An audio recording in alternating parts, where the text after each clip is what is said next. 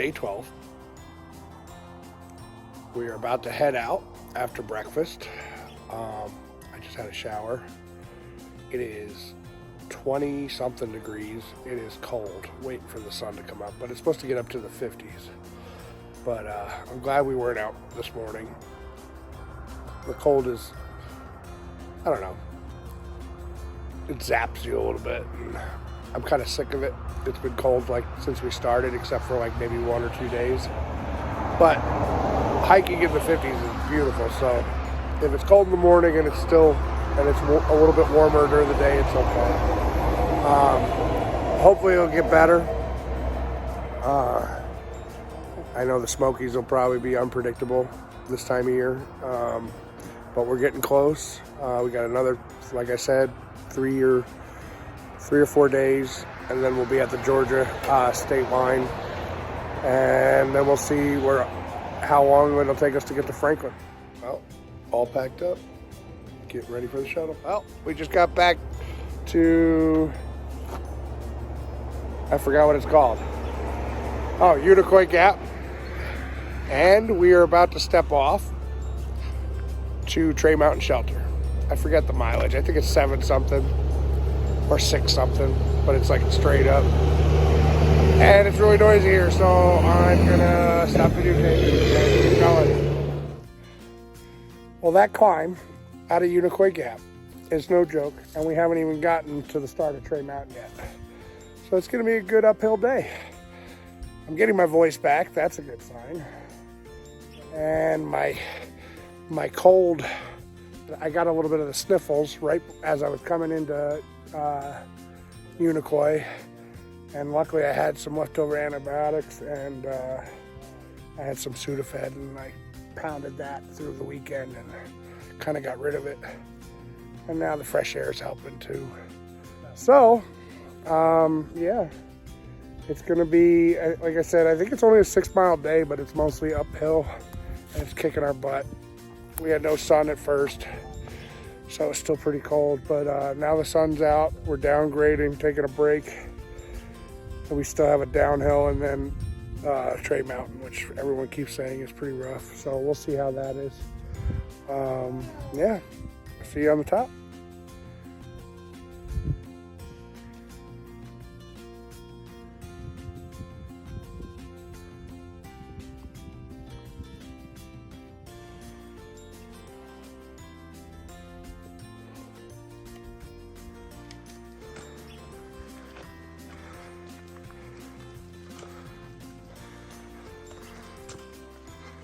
Well, taking a little break before we summit Tray Mountain and get to Tray Mountain Shelter.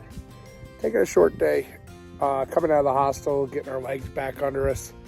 Plus the elevation gain is, I mean, it's tough. I'm sure some people would beg to differ, but it's tough for us for now. And yeah, needed to take a break. I don't think it's the worst thing we've climbed so far, but maybe just coming out of the hostel and after 2 days rest, basically, that might be a factor. I still think whatever that is, climbing from one gap to Hogpen Gap was my worst day. Like I thought that was the worst. There was like 2 hill climbs between those gaps. That were the worst. But I guess this is a good time to discuss the elephant in the room. We lost a friend, a fellow hiker yesterday to a knee injury.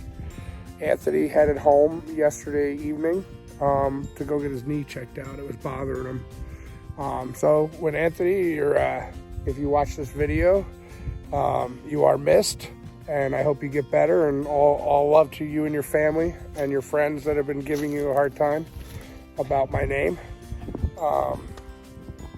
Yeah, so now it's me and Rescue still plugging along. We're down to 2. Got some friends that we know ahead of us.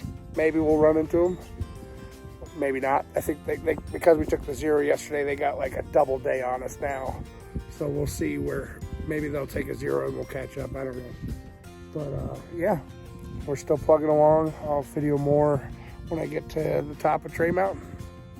I think we need to go to the top of that. I think that's Tray Mountain.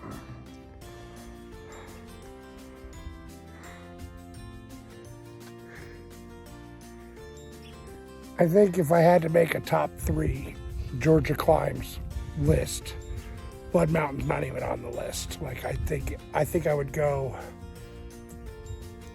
I don't know, it's a toss up between this from Unicoi to Tray Mountain Shelter and the 2 climbs that were part of the, I forget the first gap, but then it went into Hog Pen Gap. The Tulsigan.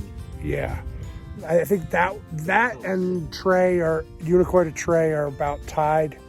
And then, well, if they're tied, then I guess Blood Mountain's third, with Sassafras being second. That's my belief. Some might disagree. Hey, Anthony, guess what forest we're about to go into?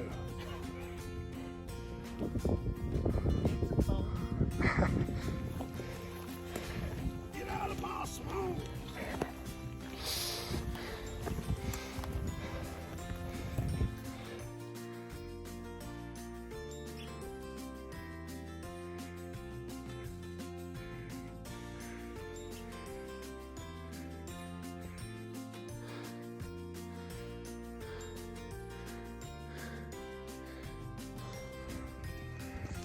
Wonder where that is.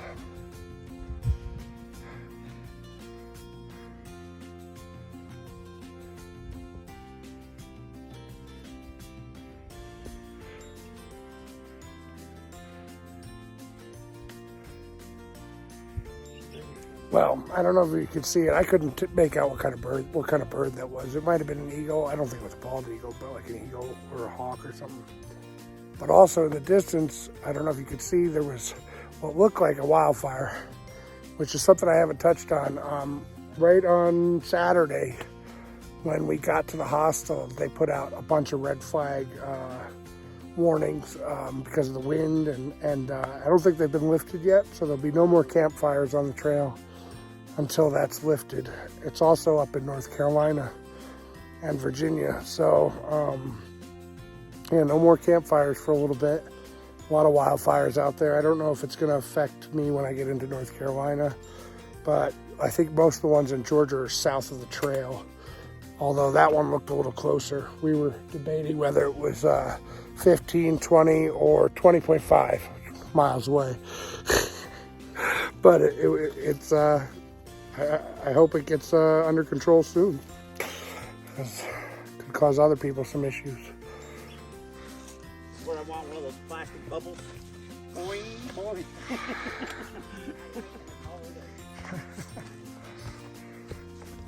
What's the elevation on Tray Mountain? I forget.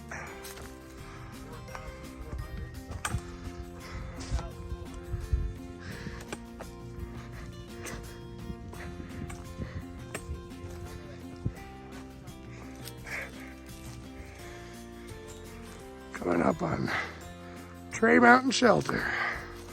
We considered pushing on for about a second.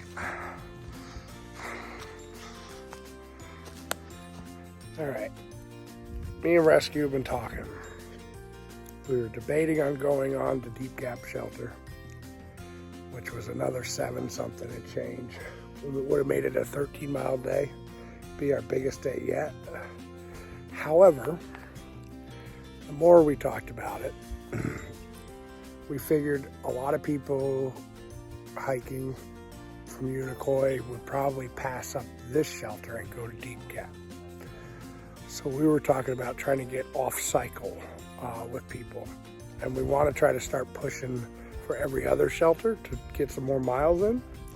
So what we're gonna do is stay here tonight, rest up from the climb of Tray Mountain, and then we're gonna push to Plum Orchard tomorrow, which will make it a 15-mile day, definitely our biggest day ever since we've been on trail. So that's the plan right now. So we're gonna stay here and push for 15.5 tomorrow. Terrain's a little bit better too. I got Kelly's Knob in there. That's the only real one that stuck out to us as being a problematic moment for us. But yeah, so we're gonna hunker down here at Tray Mountain Shelter for the night. Like I said, no campfire tonight, unfortunately. But yeah, I'm gonna go sign the logbook in a few minutes. Well, I don't think I've ever filmed a logbook at the shelters, but every shelter has a logbook and you usually sign it. And I signed it today, but I noticed that our friends, Speed Goat and Charlie, Wild Child, Panda Princess, and Ember were here the day we went to Green Dragon. So they're not too far ahead of us. So it was good to see that they signed the book and that they're still hiking. I came down to get water and some old foundation for some structure here. I wonder what it was. Kind of interesting. First appearance of something like that I've come across. Wow, the woods. Kind of cool. But they have a pipe spring for water. That's pretty cool. That's where we get my water. Now, I do have to talk about something that happened. So, for those who don't know, this is all I'm carrying for water. And I have my plastic bottle here. And I had 2 of them, but they're kind of heavy. So I sent one home with Tom, and I switched out to a smart water bottle for my second one, because I still wanted one, but I switched out to that. Now let me tell you, being on the trail has been very, almost therapeutic for me. About, I don't really think I have any anxiety, but stress,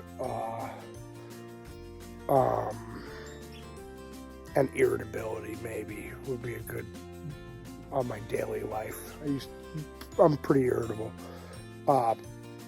back home, and kind of using this trip as a kind of walking it off, like getting out of the Army. 20 years was like a roller coaster of stress, and just retired, had a couple months of leave, and then I started the trail. And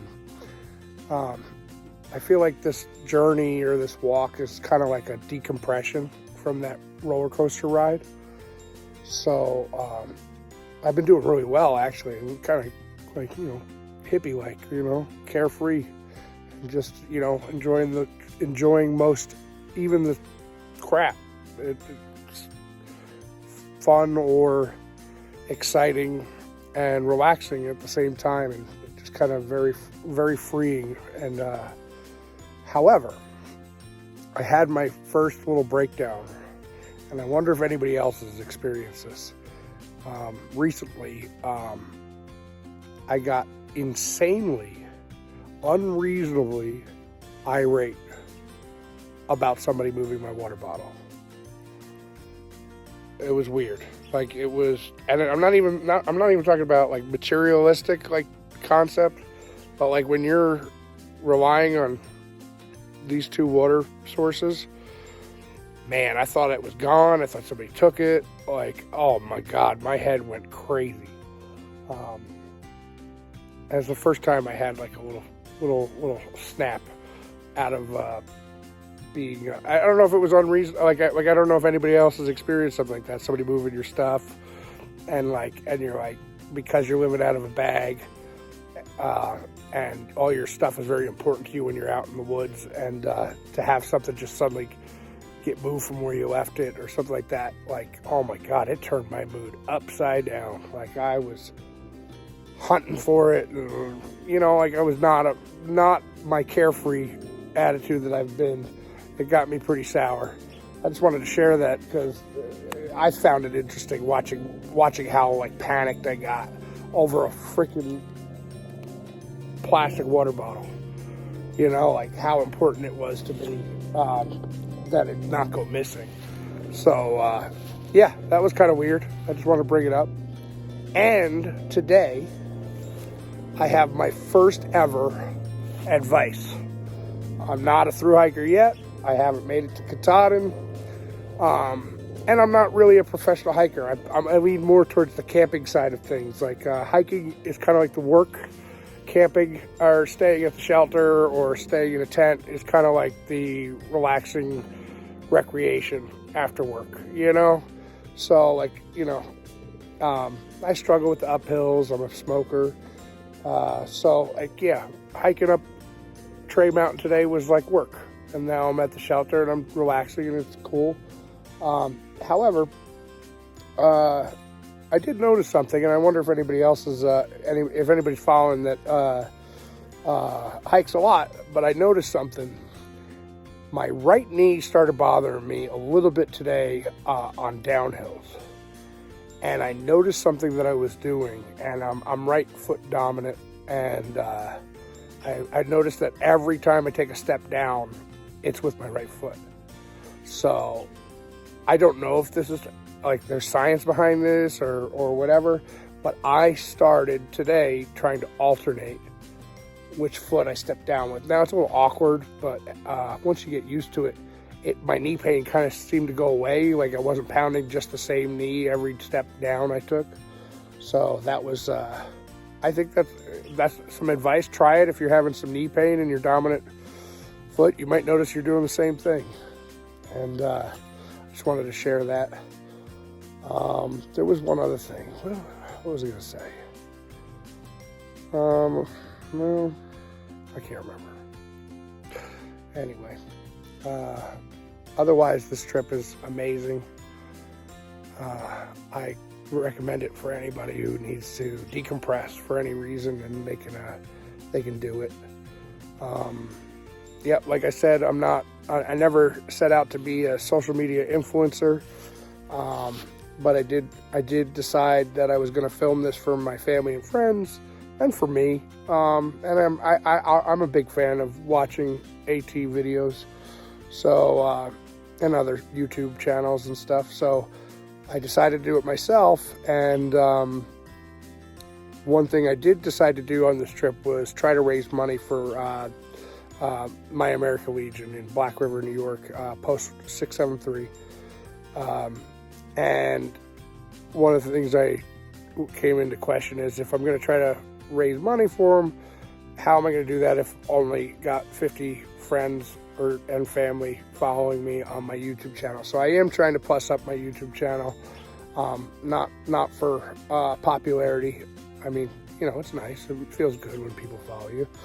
But I am trying to get, you know, more people to follow. And if people are in a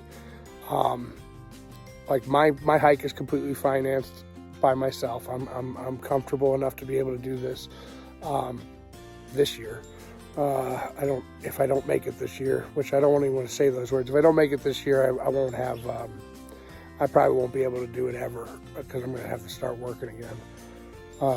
So my hike is financed for this year by myself. I'm no issues there, but I am trying to raise money. I'm fundraising for the Black River American Legion. So if you feel like donating, we have that PayPal link or PayPal name. You just go to PayPal and you type in what it says at the end of the video. I don't want to say it wrong in the video.